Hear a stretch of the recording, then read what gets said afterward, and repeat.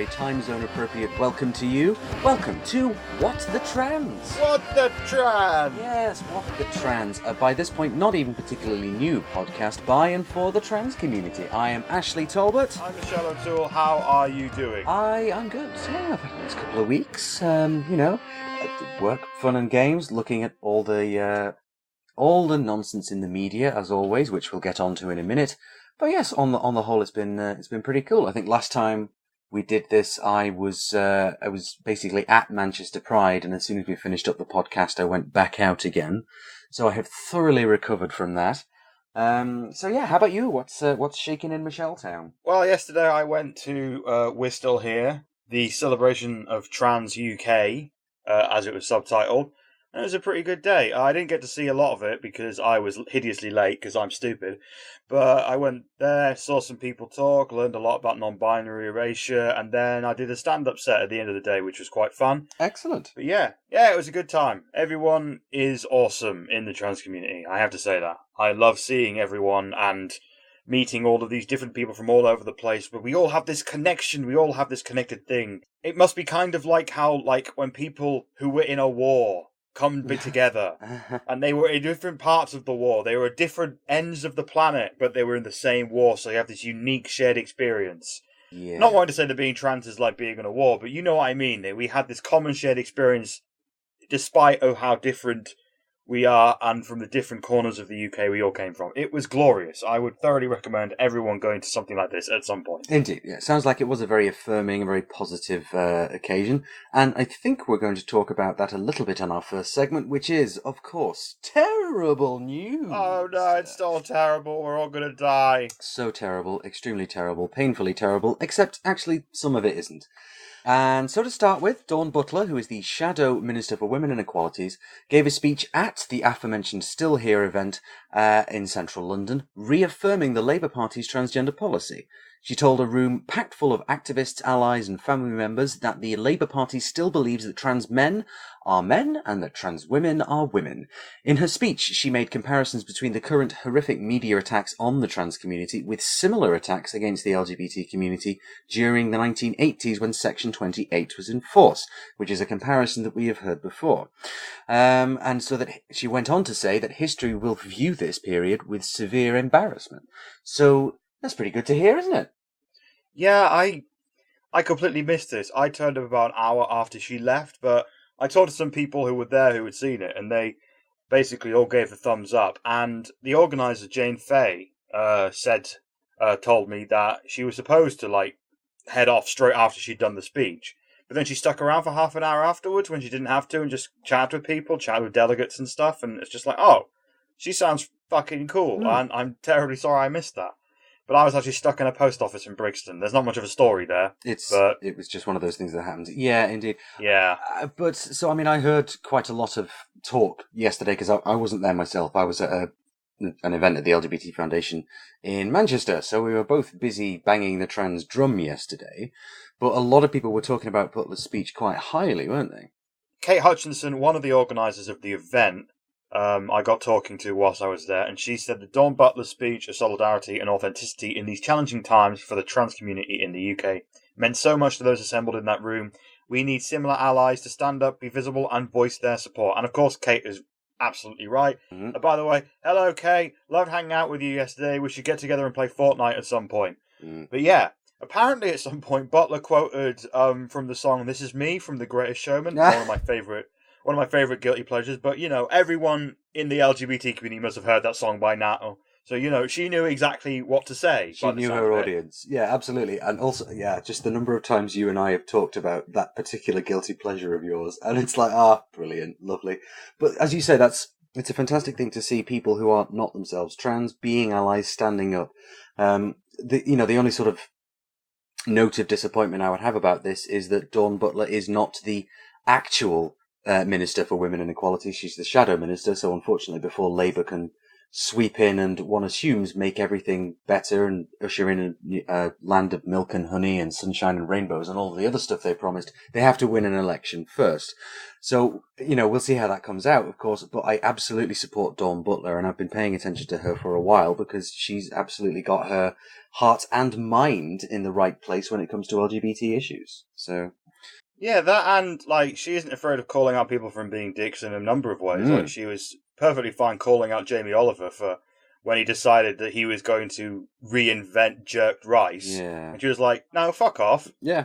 Fuck you, fuck right off, you white bastard.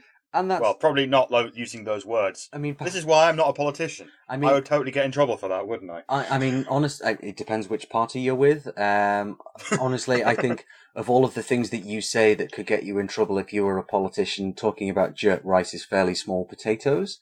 But I don't know. Let's see. Join a party and let's see if we can get you elected. Hashtag get Michelle elected. Let's crowdfund that. No, that's like my worst nightmare. Yeah. I did actually one time many years ago when I was incredibly fucked up on some drugs. Don't do drugs, kids. It'll give you stupid ideas. I did entertain the idea of becoming an MP. Then I woke up the next morning and actually Googled it. And it's not like I've got anything dark in my past, but I don't know. Someone might have on video somewhere, like the time that I got into an argument with someone at Marks & Spencer's because they wouldn't give me my money back for a skirt I bought. And that's not... that kind of thing could probably sink my career these days. So, I don't think I want to be an MP or any in the public in that kind of way. Yeah. I like our 150 odd listeners here. Yes.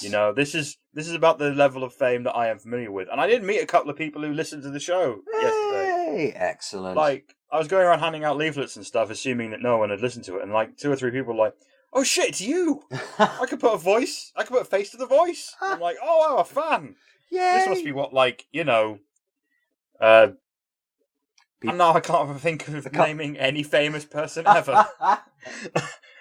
Yes. This must be I don't know why, but this must be what Denise Richards feels like. I don't know why Denise Richards, she's not exactly a relevant cultural touch point. But anyway, moving on. Yes. It was a good day. Excellent. Good stuff. And The Independent were there. They filmed Dawn Butler's speech, so at some point over the next week, that's probably going to appear on their website. So... keep an eye out for that, because I will be, because I actually want to see this thing. It sounded like it was really good. Excellent. Okay, cool. Well, so when that conference first popped up, I wasn't 100% sure if I could go. It turned out I couldn't because I double booked myself for going to the foundation yesterday anyway, but I was sort of following it on Twitter and seeing what was going on and being said and discussed, and a lot of people have taken a lot of very positive things from it. And I think there was a particularly memorable, a young trans person giving the sort of closing address of the day. And the text... oh, I was there for that. And the text of that is available online. And so even just reading that, I was like, oh, wow, that's fantastic. So... yeah, this kid, she was 12 years old, and she just came up with words like self-loathing and, righteousness and stuff. And I'm just like, when I was 12, I didn't know what those words were. Yeah. I could barely talk when I was 12. She was incredible. And I got talking to her afterwards. She was having... we all went to the pub after, and that was where I was going to do my stand-up bit. And just before, I got talking to her and her mum, and she's just this really eloquent person. Because I'm guessing she's had to grow up a lot faster than most. And kids these days are so much smarter than we were when we were kids, because they grew up with the internet. They're all fucking geniuses compared to what we were when we were their age. Yeah. But she's especially so because, she's had to deal with... well, she's basically been out and trans, for the majority of her life. So... she's probably had to grow up a lot quicker than most, and, that is something that I've noticed, actually, when I've been at, meetings for mermaids, or in the parade, the Manchester Pride Parade with mermaids, and chatting to them afterwards, is that trans youth, they very much give me hope, actually, because, as you say, they are so eloquent and expressed because of their needing to grow up so much quicker. It's just like, wow, okay, the future's in acceptable hands. Really safe hands in some cases. And they are so much better at Fortnite than us. Well, yeah, I mean, that kind of goes without saying. But moving on, I think, before we just start nerding out about Fortnite, for which we're going to have to do a whole other separate podcast about trans people playing Fortnite. Yeah, moving on. In more dark and terrible news, actual terrible news, over the last bi-week, the British news media has been focusing heavily on the case of Karen White. Ah, yes. White is a trans woman who has pleaded guilty to 4 counts of rape, which were alleged to have taken place between 2003 and 2016, and has a previous conviction from 2001 for assault and gross indecency with a child. And she is clearly a goddamn nightmare of a person, by the sounds of it. But what has brought her to national attention is 4 alleged sexual assault allegations made against White since she has been in remand at a women's prison in West Yorkshire for the, as previously mentioned, rape cases. The press focus, whilst covering the story, has not been on why the hell this woman with this history is placed in the general population of a prison full of people that have been her targets, and not in some kind of secure unit somewhere where they usually place other women of this kind of ilk. Or they haven't looked into how a woman like this could come to be, how someone like this could basically become a sex offender. They've instead focused on, of course, her status as a transgender woman.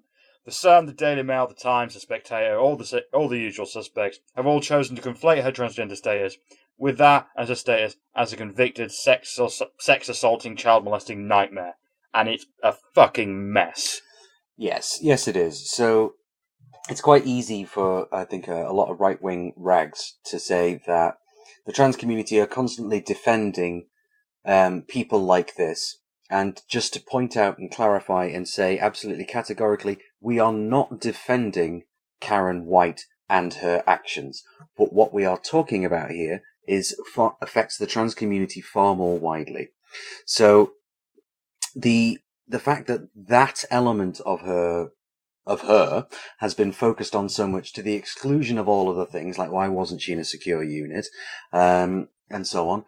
It's all just such a mess, and it does, as you say, conflate this idea of trans people being sex offenders, which is not at all helped by, again, The Times a few months ago publishing that a ridiculously inflated percentage of trans prisoners are sex offenders. That is absolutely not the case. It's trans prisoners are kept usually within the secure unit for their own protection from the remainder of the inmate population, which is... There has been a lot of confusion about these numbers, though, but let me go through it as best I can and try to present the actual facts. So, Fair Play for Women, an anti-trans group, declared out of nowhere that 41% of transgender women in prison are convicted of sex offences. This number shocked a lot of people, mostly because it appeared to be pulled right out of their arse. But anyway, the BBC did a Freedom of Information request asking the Ministry of Justice exactly how many trans people are in the UK prison system right now and what they were in for. The information that the MOJ sent over to the BBC was complicated. To quickly summarise the BBC findings, between March and April in 2017, the MOJ counted 125 trans inmates. That's how many they counted. They made the point that those numbers are not reliable, and that isn't the true number of transgender people in prison right now, for a number of reasons. Now, the BBC also asked what these people had done, and the number that had committed sexual offences was 60. Now, if you stop there, the conclusion many would come to would be that there is a high population of assaulty fucks in the trans community. But the BBC report had many, many caveats. First, the MOJ pointed out that the numbers of trans people in prison is constantly in flux. People are coming and going out of the prison system every day. So these numbers may be totally different today. Secondly, this number does not include trans people who have not come forward and said that they are trans. Thirdly, this does not count anyone that already has a gender recognition certificate. And finally, the only trans people that the MOJ counted were ones who had had something called a case conference, which is basically a meeting between the prison bosses and the trans prisoner where they work out the best way to house them. This tends to be prisoners with long sentences, because trans prisoners with short sentences don't bother with a case conference because there will be very little benefit for them if they're going to be out in 6 weeks. So they just grin and bear it. Whereas people with longer sentences tend to go for a case conference because they're going to be there for a while, so they've got to get this stuff sorted out. And people on longer sentences tend to commit horrible crimes. Like, we're talking murderers and sex offenders, so, that adds up. And finally, we do not know the gender of any of these people. We don't know whether they're trans women, trans men, non-binary, or what. So these numbers are barely reliable, but the bigots basically stopped reading the report after they got to the 60 number and called it a day, saying that trans people are dangerous. And you know what? Sometimes trans people rape. Sometimes they murder. Sometimes they commit crimes. Trans people are sometimes terrible people, but so are cis people. Rape is a thing. Yes, cis women do. And they never ever bring up like people like Myra Hindley or anyone like that, like cis women who do terrible things. To these people, cis women never do anything terrible. And, it's something like 20% of sex offenders in UK prisons right now are female, are women. Which is far less than men. Like, men tend to make up the numbers more. But that's still 20% of sex offenders in the UK are women, so it's not exactly unheard of. And some trans women are going to be paedophile nightmare bastards. That's going to be a thing. Well, that's just a people thing, it's a people thing. Some people are going to be murderers. Some people are going to be sex offenders. Some people are going to be burglars. That's just how people work. And within this kind of justice system, which you could argue is in great need of tremendous reform from a baseline level when you're not talking about trans prisoners, and then you start bringing that element in and all the hatred and misrepresentation and deliberate confusion that people will feel the need to impose upon that debate, and it's very, very difficult to get anywhere near the truth. Yeah, it's just like back in the 80s where there were news reports about gay men, homosexual men, who would commit acts of rape, and they would use that as a thing to say, we can't let gay people be in society like this. We can't let gay people into schools and stuff because look at them. There's this guy who raped this other guy, and it's just like, people sometimes rape, Vast majority of the time, men rape. The vast majority of the time, Let's deal with rape as a problem for people, not just pinning it on a minority and saying, fuck that minority. Oh, God. Yes, well, we've seen this level of rhetoric before, and not just aimed at the trans community, but actually, just while we're here, I suggest we move on. But yeah, before that blood vessel in your head bursts again. Yeah, so but interestingly, this next story does somewhat lead into, or also has themes of getting at the truth, because there's a recent study by American physician and researcher Lisa Littman has been pulled from news distribution, pending an investigation into the study's results and methodology. The study, titled Rapid Onset Gender Dysphoria in Adolescents and Young Adults, a Study of Parental Reports, so I believe I can spot a methodological problem right there, basically consisted of sticking a 90-question multiple-choice survey on 3 website forums where parents had quote-unquote reported cases of rapid onset gender dysphoria, which we've discussed before, and asked people to contribute as well as share the survey with anyone they like. Now, the 3 websites that Littman placed the survey: Fourth Wave Now, Transgender Trend, and Youth Trans Critical Professionals, the 3 websites which are virulently, horribly, hideously anti-trans. Littman did not seek out any other participants from any other website, did not reach out to talk to the young people themselves, but only to their parents. Despite all of this, the decision to pull the study has been met with outrage from bigots all over the place and has been cited as an example of the trans cabal quashing academic freedom. So as mentioned previously, rapid onset gender dysphoria is complete bunkum. It is something that has been made up to sound scientific and scary to parents who want to know why their children are acting differently from the roles that they've imposed upon them.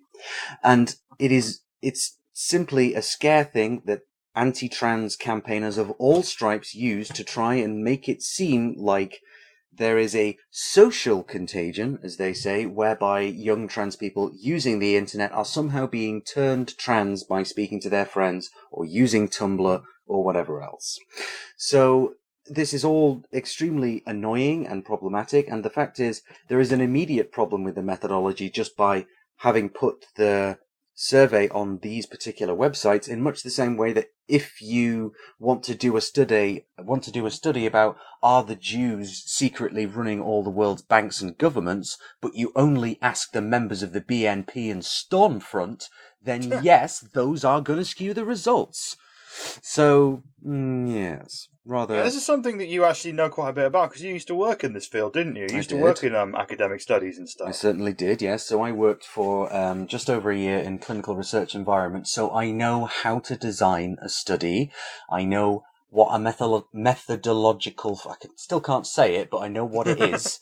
And it's quite easy to see that, well, obviously that's going to skew the results in a statistical sense, because you're only asking a very small select group of parents who have got the views that you're trying to obtain. So Brown University, who sort of have been involved in the study, have released a statement which I think it's probably best if we just read the whole thing, really. The statement said, clarifying why they removed the article: after the research paper was published in the journal PLOS One, concerns were raised about the paper's research design and methodology by leading academics in the field. Again, that's not surprising. These concerns were serious enough that PLOS One announced that it would conduct a post-publication re-review of the article to seek further expert assessment on the study's methodology and analyses. And then they made a series of points, all of which are extremely important in terms of getting to the heart of this debate. So firstly, in bold letters and underlined, this is not about academic freedom, as some news outlets have made it out to be. This faculty member, and indeed all Brown faculty members, have the right to conduct research on the topics that they choose. This is the case even for research that leads them into politically controversial territory. Brown gives its full support to this faculty member to conduct her research and publish her work. This is about academic standards. Brown can publicise only a small subset of the great research conducted by our faculty. As a research institution, we feel that we must ensure that work that is featured on the university website conforms to the highest academic standards. Given the concerns raised about research design and methods, the most responsible course of action was to stop publicising the work published in this particular instance. We would have done this regardless of the topic of the article. And, quite crucially, academic freedom and inclusion are not mutually exclusive.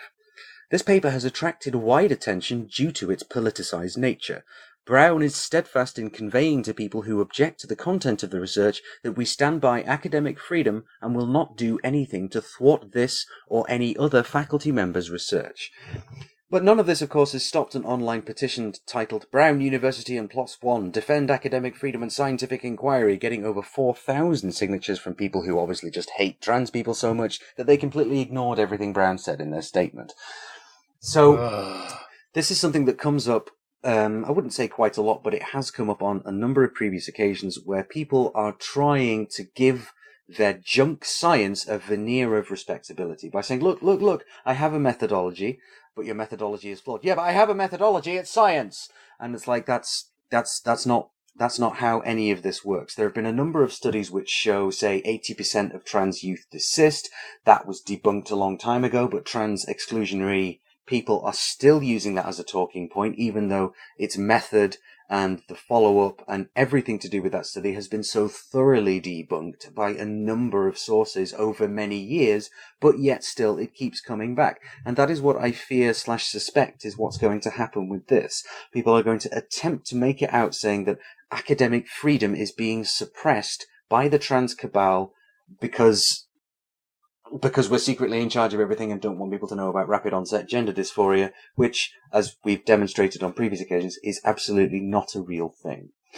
Yeah, the thing that really concerns me is there's going to be some parents out there who their kid's going to come out and they're going to read this stuff and be like, oh, my child has sort of caught this off Tumblr and then my child is going to barrel down towards the doctors who will immediately perform surgery on them that will be life-changing forever, and I've got to protect my child. And that's a very natural instinct to have.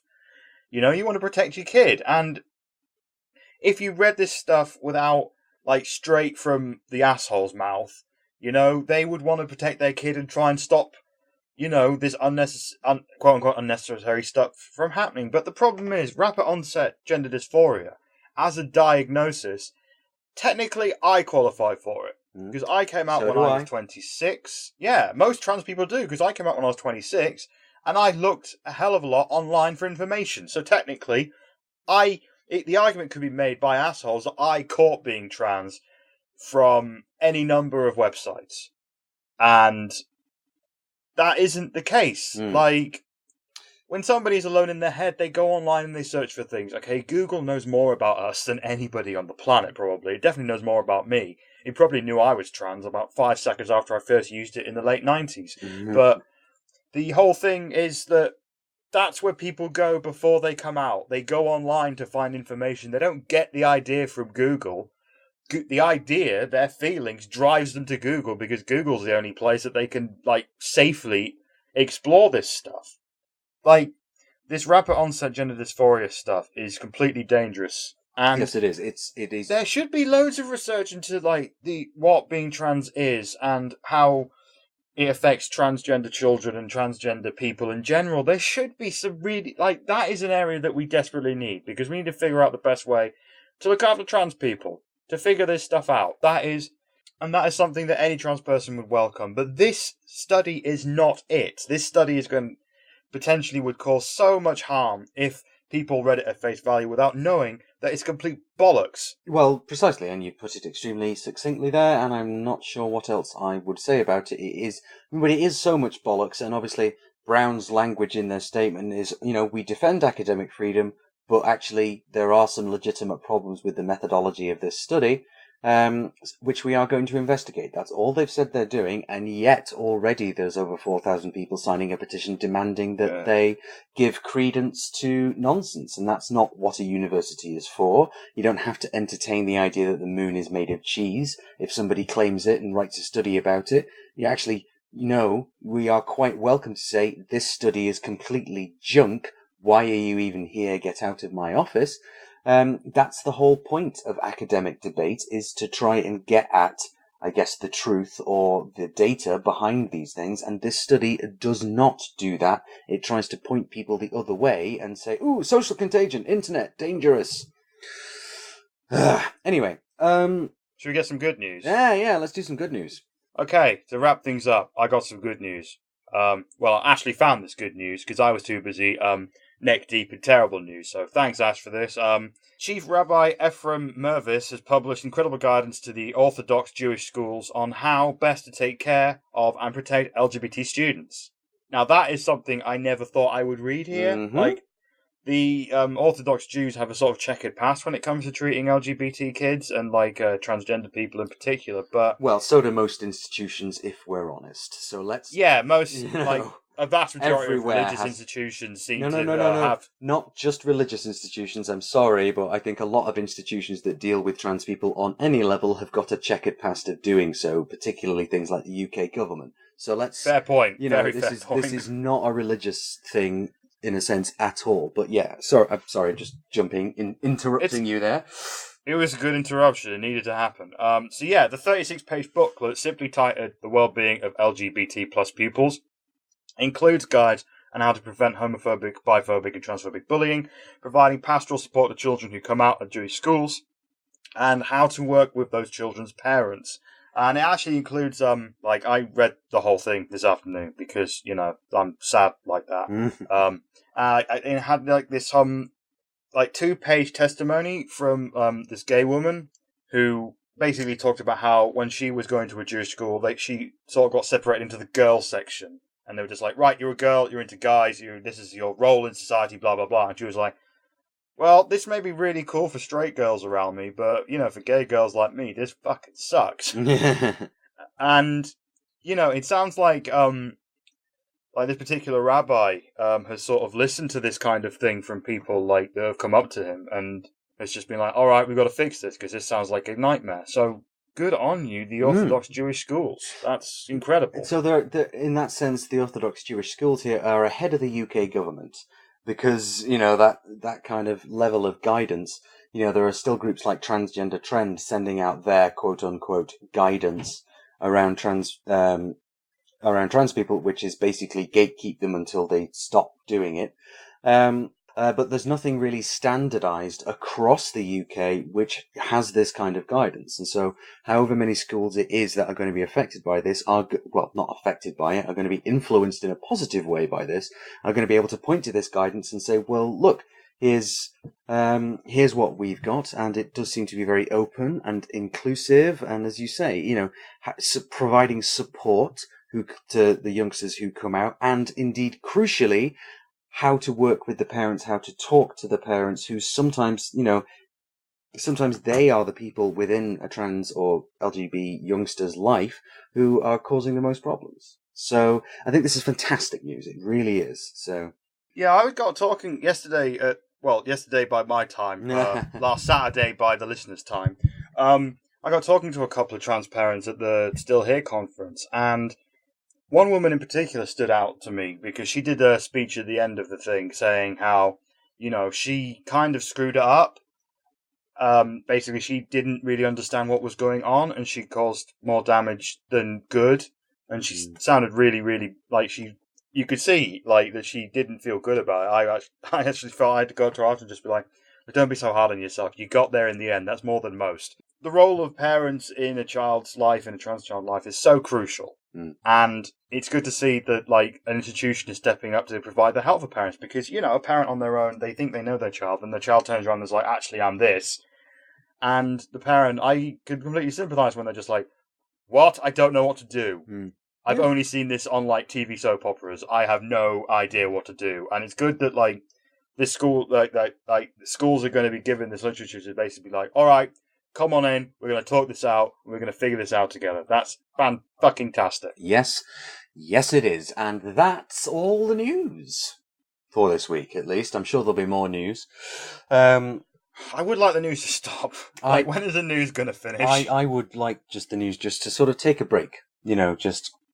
Can you just stop attacking us for a minute? Or at least, if you are going to attack us, stop doing it on the front pages of national newspapers.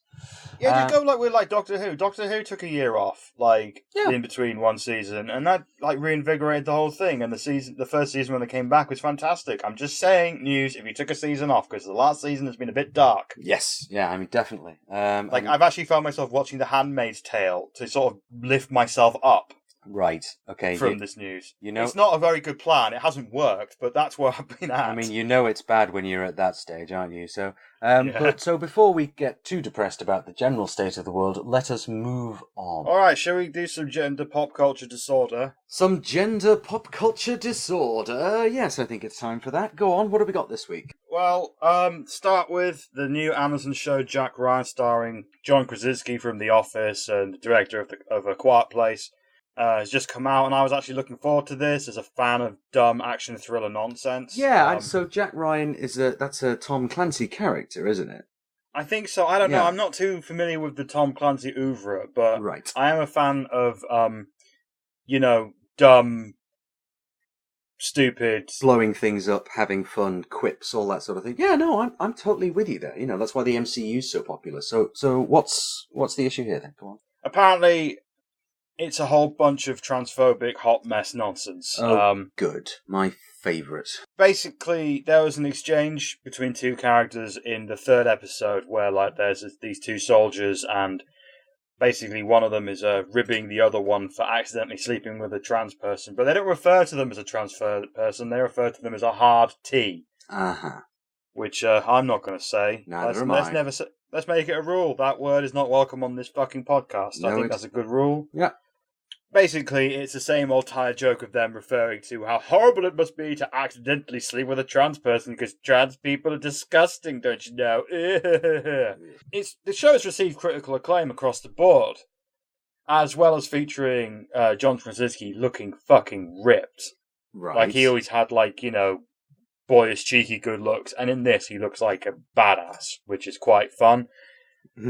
But then, online, it got a hell of a lot of backlash. A lot of people very upset by this joke because, of course they were, because it's 2018. And that kind of joke I occasionally see in things that come from 2012, but I'm just like, that was a time that happened. We can't do anything about it now. Those times are over. Well, apparently they're not over. Apparently people are still throwing in that stupid fucking joke in scripts in 2018. And it's just all a bit, gah. That's really boring, actually, and that's a shame. But then, I suppose if you are making a dumb as a box of rocks action thriller, you could make the case that people who watch, everybody who watches a dumb as a box of rocks action thriller is probably going to be the sort of person that would appreciate that joke. But that's totally not the case at all, is it? It's just, that I think they are either being extremely tone deaf to the LGBT movement really, really widely, or they are vastly underestimating who their audience is. So that's rather disappointing, really, because Amazon are a company who don't necessarily treat their workers particularly well, but Jeff Bezos at least went up a little bit in my estimations when he rescued The Expanse, the TV series, which I am a tremendous fan of. I absolutely love that show and the series of books that it comes from. And so I was like, oh God, Amazon, they're so evil, but they're making The Expanse, and I don't know what to feel about this. And actually the series version of The Man in the High Castle that they did was certainly worth watching. It was quite a lot weirder than I was expecting it to be. So this is really kind of disappointing, but at the same time, it's also not very surprising. Yeah, and a lot of people will be like, oh, but it was such a small thing. It was barely longer than 20 words were exchanged. The whole scene was less than 30 seconds, But it isn't a small thing. Because I remember months ago, I went to see some old friends, and we had a few drinks and stuff, and they were just like, oh, have you actually seen The Big Bang Theory? And I was like, well, no, I've kind of heard it's a bit weird. I haven't really watched it. And they were like, oh, let me show you an episode. So they put one on, and that episode featured the same joke. Right. There was the rapist one. The one of them who just, assaults women all the time. He was talking to, the comic book store one. The one who runs the comic book store. I haven't watched the show that much, so I don't know what their names are. No. And the comic book store guy was just all like, this is almost as bad as the time that I accidentally went out with a trans person. Didn't use those words. You know the words they used. Yes. And my friends laughed, and I had to sit down and talk to them and just be like, that joke's basically saying that women like me are disgusting. That's what that joke is saying. And that kind of joke, it backs up that image that, to sleep with a trans person is awful, and that kind of thing has gotten people killed. Yes, and... that may be a bit of a leap that a joke in The Big Bang Theory is directly responsible for the deaths of people, but it contributes to that toxic message that definitely has got trans people killed. So it's just some people just don't know it. They think it's all a bit of good fun until they think about it for 2 seconds. So I can totally see how this slipped through, but at the same time, just... I didn't think that was something that was going to happen anymore. I thought we'd done that. Well, there we go. That's our optimism being misplaced once again. So, never mind. I'm sure they'll do better next time. And if they don't, I'm sure we'll talk about that as well. So, anyway, what's next? Yeah, we got some... But I have some good news. Oh, good. Basically, a trans woman made history in Israel as she was nominated for Best Actress in Israel's equivalent of the Oscars. Ooh. That's pretty sweet. Yes, it is. Model and actress Stav Strashko had been nominated at the Offer Awards for her role in the movie Flawless. The movie follows her character Eden, a trans teen desperate to raise money for breast enlargement before her prom. It looks a bit like a teen comedy drama thing, heavily on the drama side of things. And it looks pretty great. It could be said that focusing on, the surgery aspect of trans people has been done is a tired old trope, but the trailer I saw was in Hebrew, so I don't know what they were saying, but it definitely had charm. Unfortunately, she lost out on the award to fellow actress Sarah Adler for her role in The Cake Maker.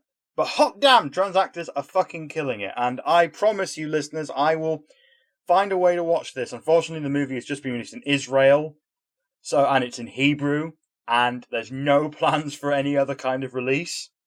So me finding a way to watch it is going to be a challenge, but I'm going to try and find it. Even if I have to learn Hebrew, I'm going to watch this movie. Fair. I mean, that's quite a step, learning a whole language to watch a single film. But yeah, so I heard about this a little earlier on this week as well. And that's, as you say, that the film itself does sound, to me, it sounds like it might be a bit tropish, but also I'm sure it's much more than that description of, a trans teen desperate to raise money for a breast enlargement sort of thing. I'm sure there's quite a lot more going on than that. The trailer, I say it has charm because basically, the trans girl is there with her 2 cis friends who are girls, and, they're all trying on prom dresses and stuff, and she's a bit down about, not having, not having grown breasts herself. She's still on the chicken fillet things and stuff. And Yeah. And her friends seem to be very kind about it and stuff. You know, it's not really played for laughs, that angle of it. What seems to be played for laughs is just the usual typical teen movie stuff. Yeah. And that's I mean, that genuinely is progress, isn't it? And apart from anything else, that kind of feeling about, I'm still using the chicken fillets because there isn't really anything on my chest. I'll be honest, that is pretty relatable, for me at least. You know, that's still something that I have a certain level of, I don't know, I don't want to say dysphoria, but kind of, it's a thing I've got where I just wish it was different. But anyway. That's the one area where I sort of lucked out. I mean, my voice is pretty much unchangeable. I've been trying to change my voice for years and it's just not happening. But women in my family tend to have a larger breast, so I've got, like, they say that, like, trans women tend to get one size up from the size of the cis women in their family. I don't know how true that is, but that's very much the case with me. It's very much not the case with me. My mother and sister are both more capacious in that capacity than I am. But whatever, that's a thing between me and my family and probably my therapist. So, Fair enough. Yeah. So, well, that does sound great. And if there ever emerge plans to release it in the UK, even as an art house release, I would definitely go and see that film, just simply for the representation. And if she's been nominated for the Sophia Award, that suggests that it's not just a throwaway nonsense comedy. It suggests that there's some genuine proper acting going on there as well. So, oh yeah, it's very much more on the drama end of things. Like, it starts off with the more light-hearted stuff, and then it gets into, like, you know, from the clips in the trailer, she's kissing boys and dancing with boys and stuff, and trying to deal with, you know, what appeared to be, I mean, again, the trailer's in Hebrew, so I don't know for sure, but it appears to be very relatable teen content, which the trans stuff is there, but it's not. I think that a cis teen could see this and probably be like, oh, I get that too. Yeah. But this is all a massive a bunch of assumptions based on the shots they used and the tone of which they spoke Hebrew. So I don't know for sure. They could have all just been saying, like, endlessly the Israeli equivalent of the T word over and over and over and over again. So who knows? Well, yes. So if you're based in Israel and have seen this film, do get in touch at WhatTheTrans on Twitter, and do let us know if it's as good as everybody seems to say it is. Finally, for this segment, the X Factor UK has had a contestant who is a trans man, which is yeah. So Felix Shepherd, who is a 20-year-old student from Birmingham, auditioned in front of the judges on Saturday's X Factor show and got a standing ovation from the audience after his performance.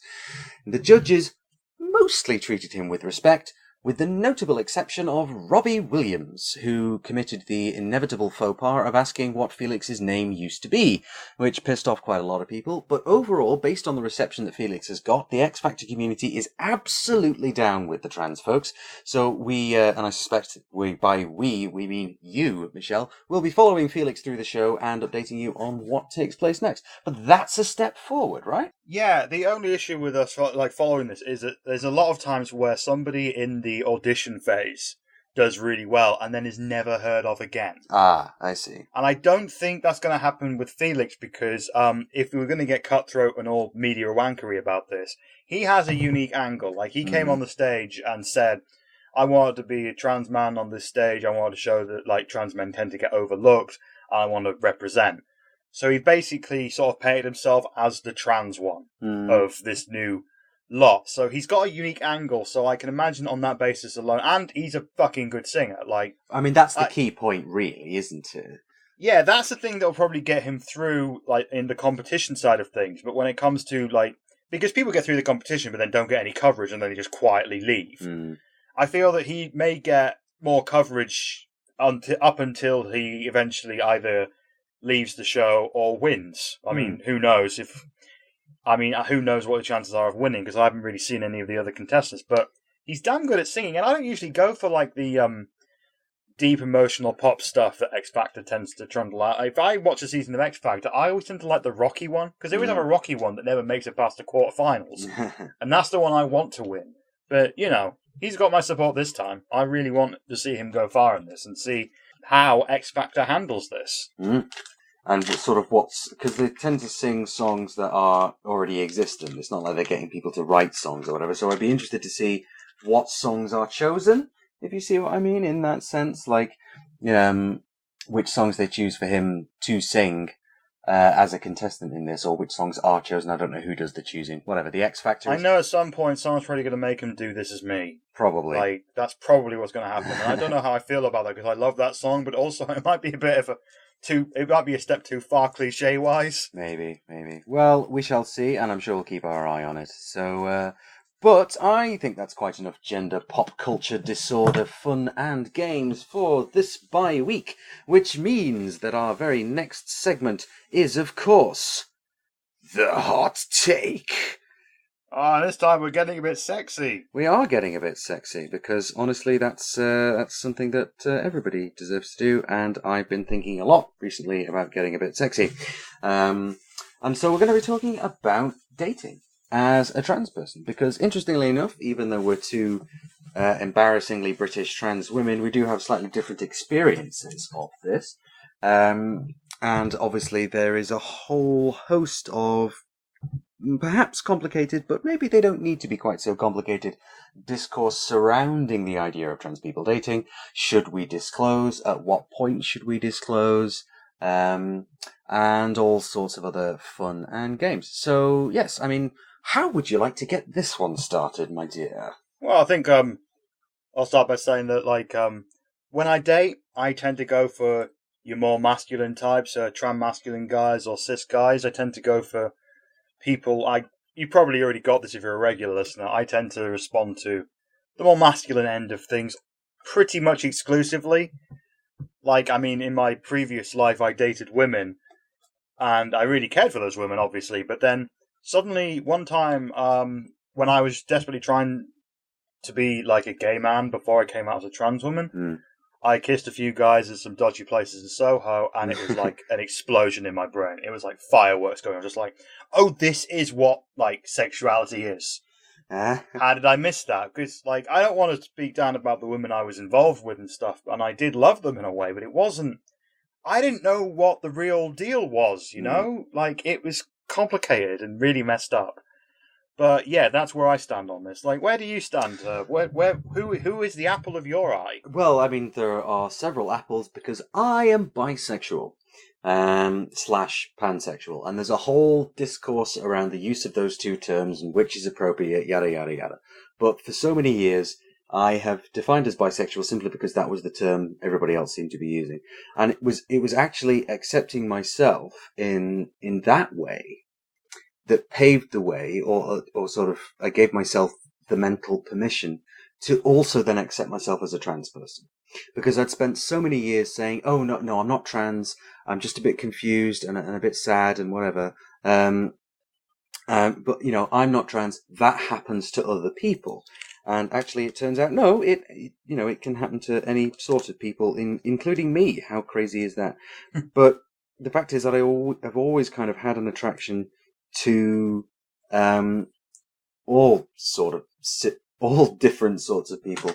And so part of the discussion around the term bisexual is about how it sounds like exclusionary, like it's saying, oh, well, you know, bisexual, gender, binary, that's the only thing there is. And it's like, well, no, that's complete nonsense. Does bilingual mean that there are only two languages? That's not how it works at all.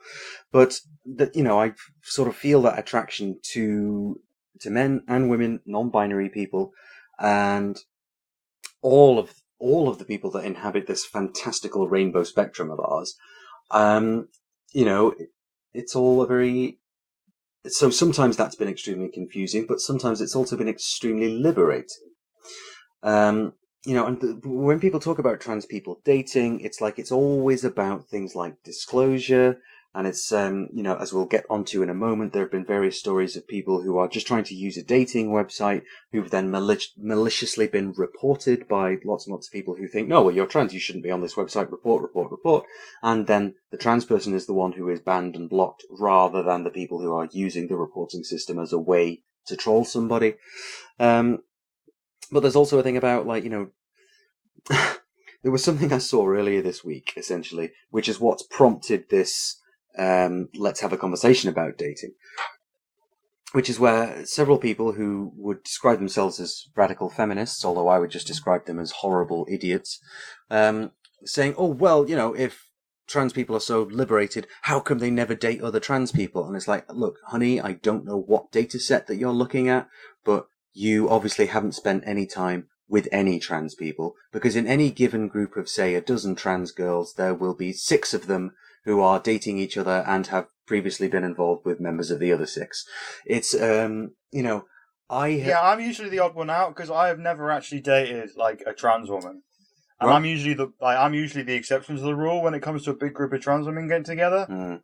Like I found myself accidentally tripping over like other people's relationships and stuff because I just come in there and assume that everyone's like just friends and stuff. That's just probably my heteronormative bullshit coming to the fore. I mean, maybe a little bit, yeah, but And then it's just like, oh, okay, there's history here. Oh, fuck, I'm a dick. but so I shall tell a story here, which is everybody that I've dated since I came out as trans, with one exception, has also been trans. And I think a large part of the reason for that is because those are the people that I interact with and talk to and meet and end up forming sort of an emotional relationship with. But it's also like, to date somebody else who is trans is also to not have to justify yourself and to not have to explain on the first date, well, here's the thing, and, born in the wrong body, if you like that phrase, which I don't. And so I've done this, and having to kind of explain / justify your existence to the person that you're dating is actually, for me, a bit of a turn-off. So when you're dating other trans people, I have found that there's this whole verbal / visual shorthand that exists. You don't have to particularly explain it. You don't have to sort of go through any levels of difference or whatever, because the person that you're dating also is in the same boat. They know, and you just kind of want to be there for each other. And usually for me, it's kind of like this has changed from a few years ago, really, because I'm not all about the sex anymore. These days, it's like I kind of want to just skip the sex and get straight to the cuddles part, because that's the bit I'm into, really. So, but I moved to Manchester 8 years ago. And so in 2010, I went to my very first Pride ever. Firstest one, and Nice. yes, and it was sort of super experience. And back then, my goal was I want to get absolutely wasted and jump into bed with somebody. Whereas my goal at Pride a couple of weekends ago was, I'm going to go and chat with some friends and see some live music and go to bed at a reasonable hour, and I'm definitely going to stay hydrated. And all of the sort of sensible stuff. But I met this person at that Pride, and the singer of my band at that time was functioning brilliantly as my wing woman. And so I'd made eye contact with this person across the bar, and Emily, God bless her, said, "Oh, well, I'll get you two talking." And so, that was what happened. And we started dating as gay men ish. And then, but, we both also spoke of things that, like dysphoria. And I said, well, in fact, when we met, I was wearing a dress. And, I was like, well, yes, I'm not sure how much of me this is, even though I knew perfectly well, yeah, I need to transition. But you don't want to say that first out of the gate sort of thing. Oh, yeah, I get that. Yeah. And so we dated for several months, and then through one thing or another, we broke up. But then a few months after that, we both came out. So I came out as a trans woman, as did she. And then we started dating again.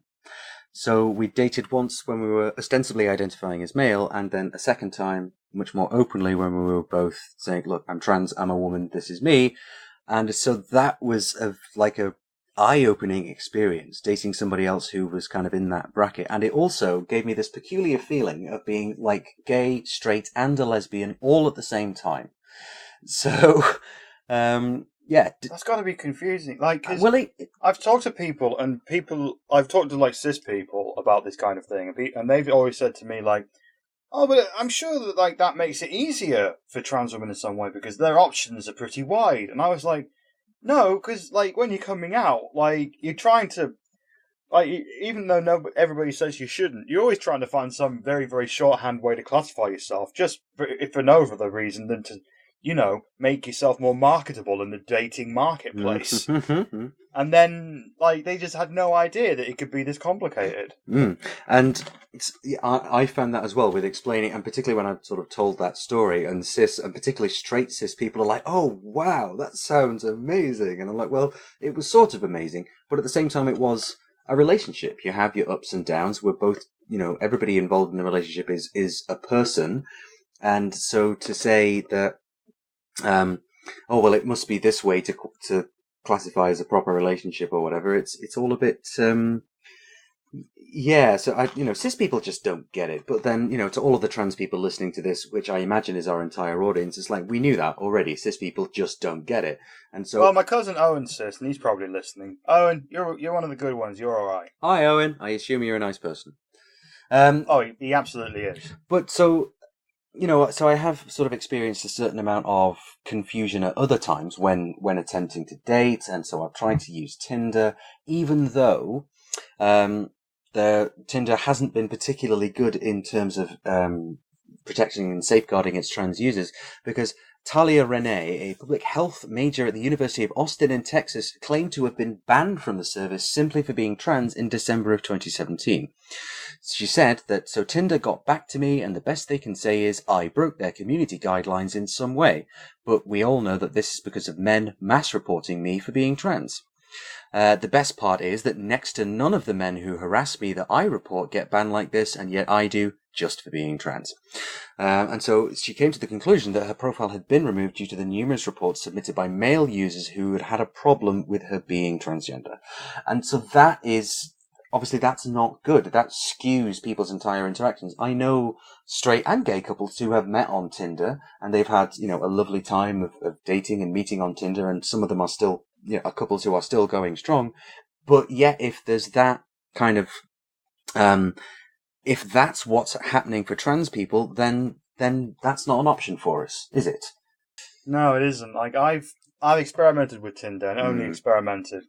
But, well, to get into this, I need to go back a step. Basically, in my first few years of coming out and stuff, I decided, right, I am going to go and find a guy, and I'm just going to, basically, because I'd never actually slept with a guy, so I was just like, right, I'm just going to go find a guy online, bang him, get out of the way, figure out what sex for me looks like, because I still honestly don't entirely know what that looks like for me. I know there are things that I want, but then there are also things I don't know about. There's a whole world out there that I have been eager to explore.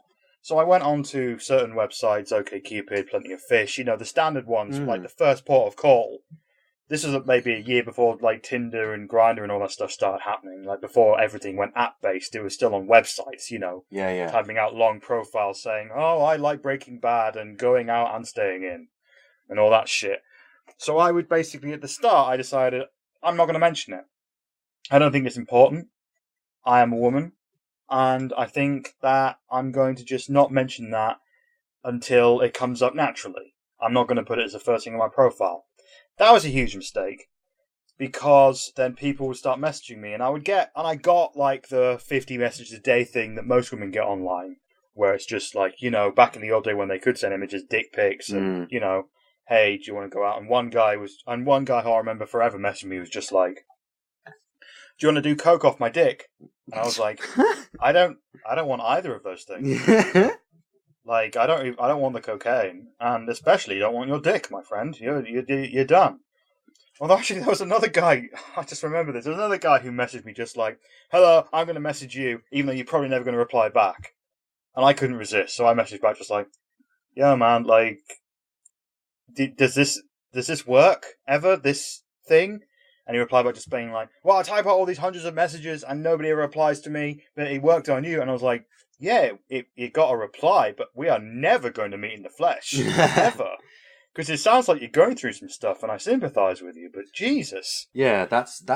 why is that your opening line? Sorry, carry on. Yeah. And so I basically went down, and that was before, I would tell. But then I decided after that, right, if for no other reason than I can, I'm going to put at the top of my profile that I'm trans. And I had to find a way to word it so it wasn't too aggressive. My first prototype profile was, I'm trans, if that's a problem, just don't be a dick about it. But then I thought, that's a bit too aggressive, so I dialed it back. hey, I'm trans, and I think I'm pretty great. Whatever. Blah, blah, blah, blah, blah. And that got a completely different response, because then I found the chasers. Ah, yes. The chasers. Yeah, the people who may not know who these people are, they see trans women the same way that a foot fetishist sees a pair of high heel shoes. It is objectification squared. It is really odd, and I ended up going on a couple of dates with these people because I didn't really know better. Like, I knew one guy who, admittedly, at first treated me like as a person, but it sort of became clear that we weren't going to click, because he basically said that Trayvon Martin probably deserved it, and I was like, oh, Jesus. Well, when you say black people deserve to get shot by the police for doing nothing, that's kind of the end of the date for me. But, I don't want to let politics overrule, but I think that's a line that I've got. But then at the end of the day, he was like, so, can I come back to yours? And I was like, and that freaked me out. I was just like, nah, not this time. He was like, oh, usually girls like you do. And I was like, what does that mean? What the fuck does that mean? And he was like, I don't know. And then I walked away. I left him at the train station and got home, and I, blocked him online and never want to see that guy again. But it's just, I experienced two different worlds. I experienced like what cis women tend to go through on online dating. And then I experienced the trans side of things, and both of them suck in very different ways. Like, when I came out as trans on my profiles and stuff, the amount of stuff I got diminished. It went from like 50 messages a day to about 4 or 5 a day. But those 4 or 5 were more unsettling than the other 50. Yeah, because it's a very, very odd world. And I think, like, I talked to my flatmate about this, and they're very much like, that's what you get. You're into guys. And I was like, yeah, you're right. That's what we get. People are into guys. This is what is going to happen. Oh dear. It's kind of disappointing that that's even a thing that you can say, and even more disappointing that people can relate to it so hard. Really. Yeah, but there was a thing that I saw on a ContraPoints video, actually. Like, ContraPoints YouTuber, she's amazing. Everyone should go and follow her right now. She did a whole video on incels. Oh. And she talked about her experiences of, like, she's trans and she, like, transitioned, and she would date. She used to be, like, quote unquote, a guy who dates women, and then became a woman who dates men. Like, she's very jokey about it, but she was just like, she knows that when guys are online, it's just an unending series of rejections. Like they send 10 messages. They're lucky if they get one response. And that's guys going right the way from, like, your conventionally less attractive men right the way up to, your Liam Hemsworths of the world. Like, it's just a constant stream of Chris rejections. Hemsworth. So I get. Chris Hemsworth, Liam's the boring one. Sorry, carry on. Hey, Liam's got his good points too. And I will take a Hemsworth in whatever shape or form they come in. That's fair enough. Liam Hemsworth does have his good points, but he is not fucking Thor, alright? I want to be fucking Thor, and, like, interpret that sentence in as many ways as you wish. Okay. But yeah, like... Oh, where was I? Oh, yeah. So, like, with guys, I could sort of see how they got... Like, she basically made the point that she could see how guys sort of become incels because they're constantly rejected and they get deep and dark and they turn into... And that is a pathway to, red pill, bigoted nightmareness. But, yeah, at the same time, being on the receiving end of that, of, like, endless messages from guys who just see you as some kind of object or just send you disgusting stuff, it's not fun. No. And that's why I've sort of given up on online dating, really. Like, I tried the Tinder thing, and, I'd get a lot of swipes, but then suddenly they would, like, read the thing. Like, because then eventually I decided to do a brutal honesty thing, right? So I basically put as the first thing on my profile, this is pretty much what I did. Alright, I believe in rational honesty, so here's the deal. I'm trans. I haven't had any surgeries. I don't know if or when surgeries may happen, and I don't really want to talk about it because it's a bit weird, but yeah, this is who I am. Let's have a good time, let's meet up, which I thought was a much more positive thing to do, and that didn't stem the tide of people asking me about my junk, which seemed to be like what 90% of the messages were about, which I could see the reason why, because they want to know what, like, potentially sex would look like down the road. I get it, but it's also like... Why is that your first question? Like, I don't want to... Like, talking about that is naturally quite upsetting at the worst of times, Like, I'm not going to be able to turn around from that and be like, so you like skiing, you know? Yeah, exactly. And it's a bit too personal, isn't it? And, when dating any other flavor of person, and, the first question is not, please tell me about your genitals. But it's so often... I mean, with some people it is, but those people tend to be in very, very different websites. They tend to be on FetLife and stuff like that. They're not on your OkCupids and Tinder. Interesting you should mention that, because I have been a FetLife user, and so that's a world I wouldn't say I dipped a toe in it, I more or less shoved my entire leg in, which also... How was it? Do you know what? It was kind of similar to not that world. The number of people that I would just describe as creepy chasers was multiplied, I think. I think I have a slight sneaking suspicion that there are a number of people who specifically gravitate towards that particular community because of their attraction to trans and gender non-conforming people.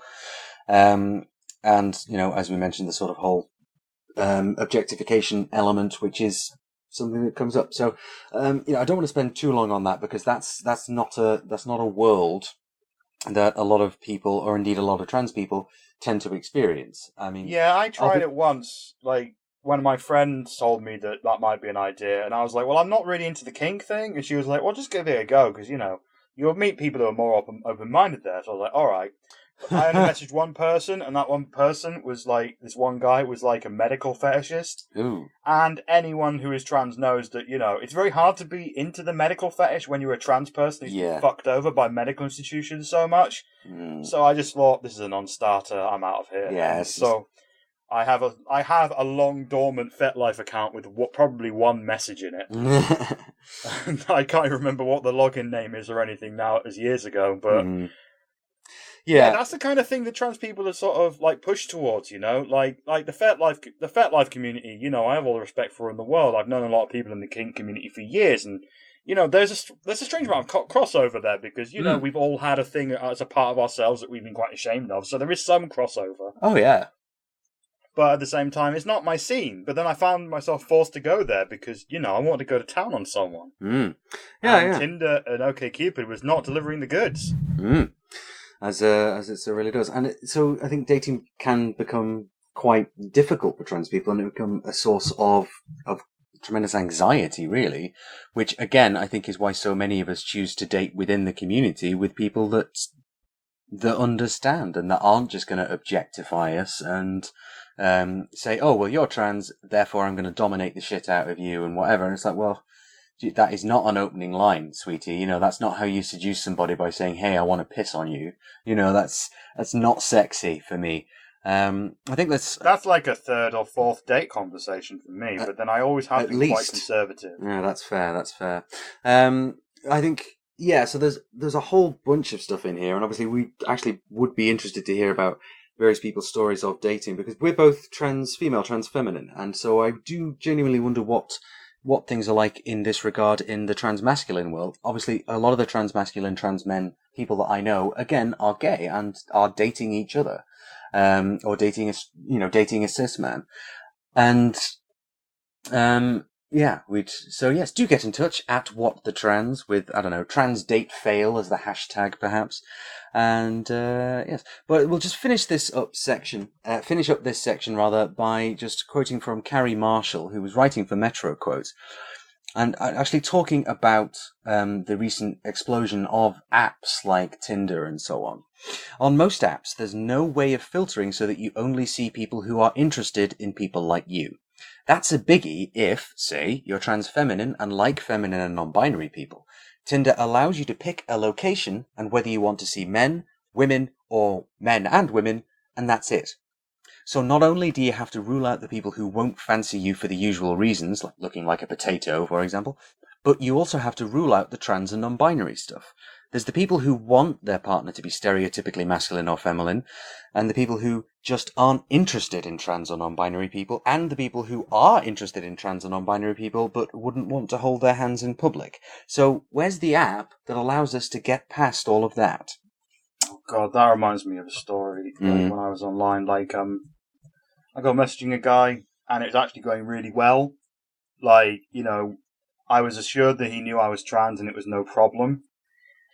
But then it got to the point where he was like, well, would you be okay with me with being like my secret girlfriend? Ugh. And I was like, what does that mean? He was like, well, I don't really want to tell my friends or family that I'm dating a trans person because that would be really hard for me. And I was like, that sounds awful. I'm not interested. And he was just like, oh, well, I'm sorry.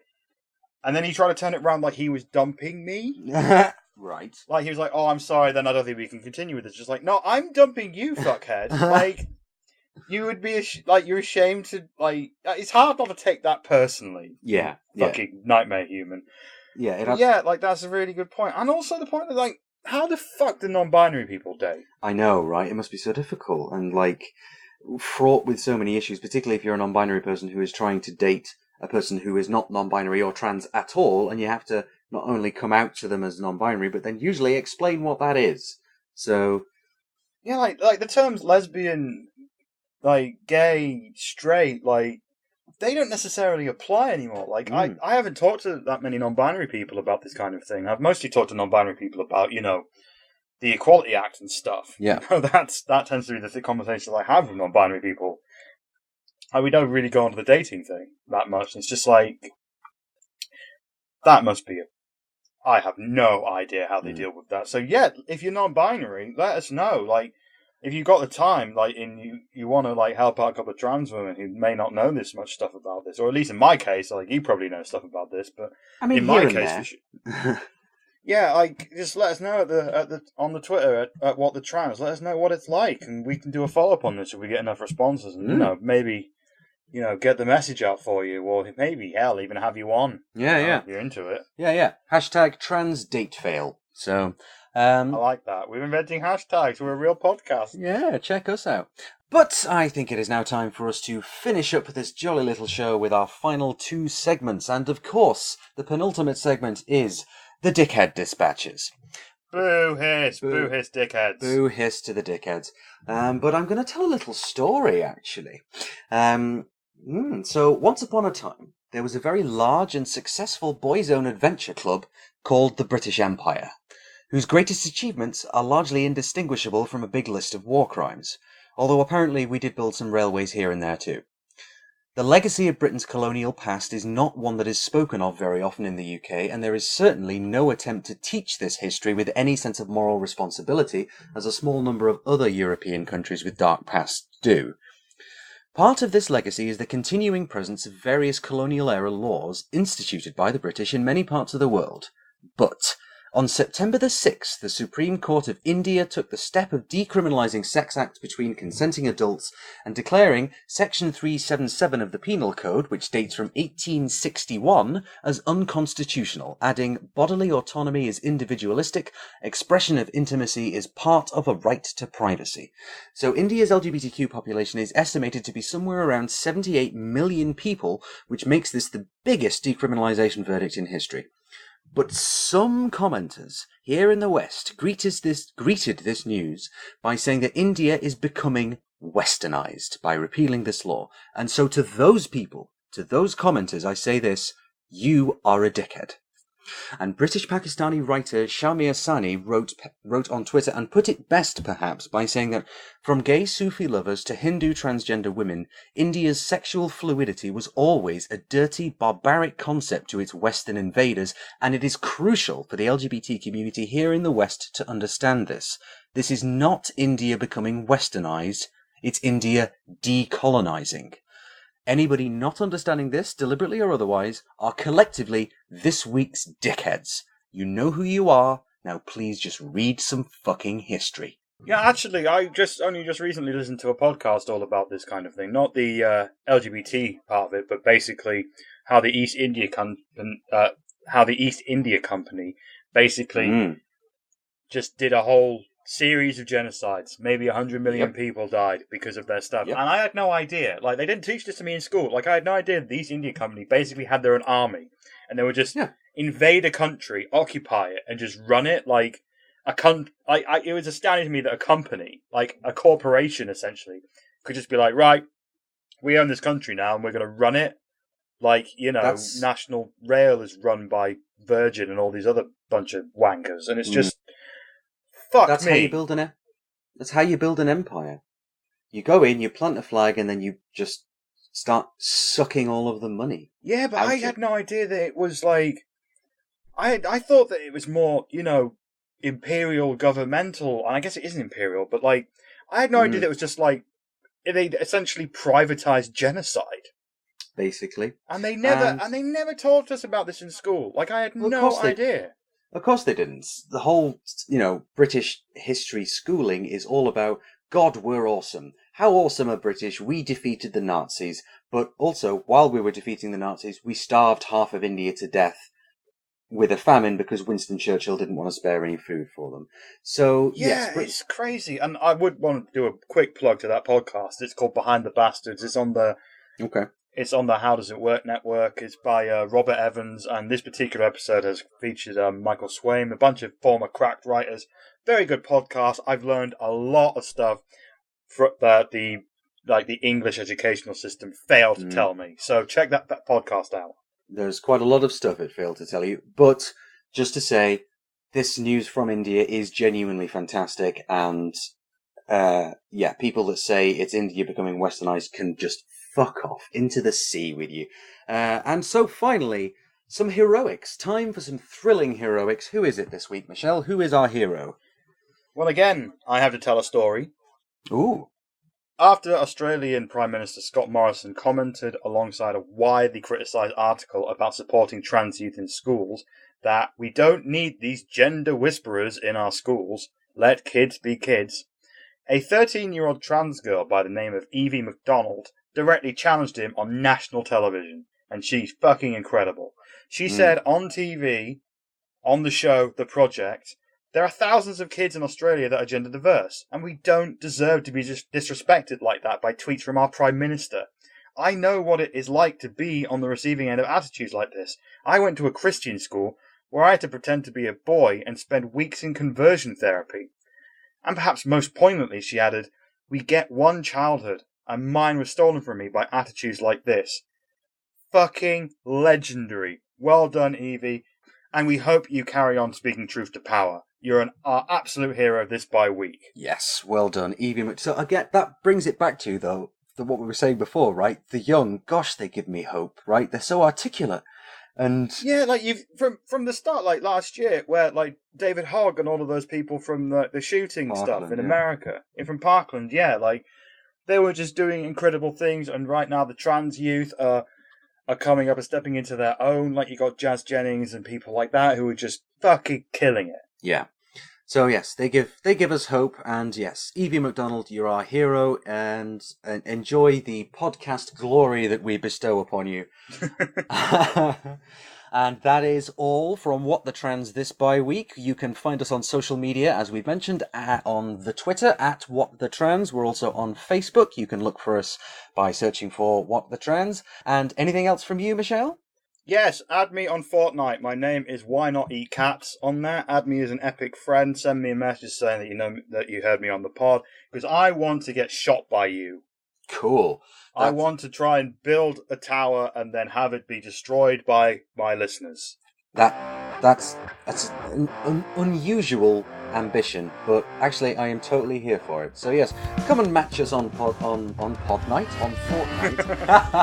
Podnight, that would be a much different kind of video game. But thank you all very much for listening, and we will speak to you, even if you can't necessarily speak to us quite so easily, in 2 weeks' time. Bye bye. Bye bye.